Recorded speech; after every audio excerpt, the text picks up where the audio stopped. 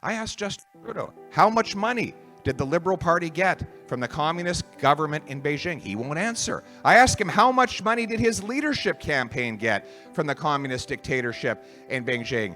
He won't answer. It should be a very straightforward answer, right? If he ain't got nothing to hide, well, he obviously has something to hide, and that's why he's preventing a public inquiry from going ahead. A Poilievre government, and in fact, a Poilievre-led opposition will continue the fight tooth and nail to get a public inquiry, because Canadians deserve to know what interference happened and to make sure it never happens again. The way he's stalling, you almost think he might want it to happen again.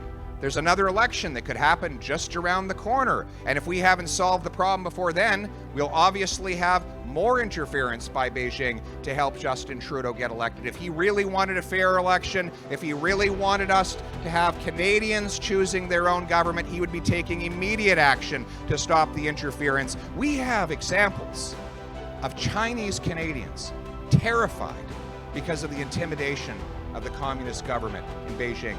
Carrie Lynn Finley can tell you stories of knocking on doors and having people tell her, put your phone down, let's go into the backyard and talk, because they're listening here in Canada.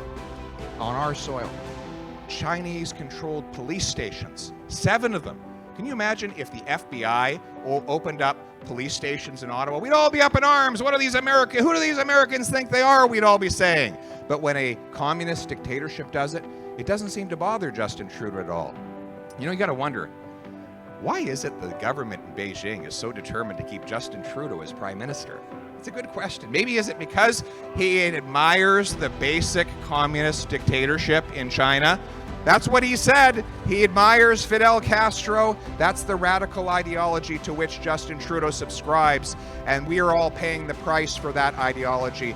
We're going to bring home democracy back in this country by bringing in a foreign influence registry. You have to register if you want to lobby on behalf of the food bank in Canada or on behalf of the United Way. Don't you think it's fair that you should have to register if you're lobbying on behalf of a hostile foreign dictatorship? That's what's going to happen when I'm Prime Minister.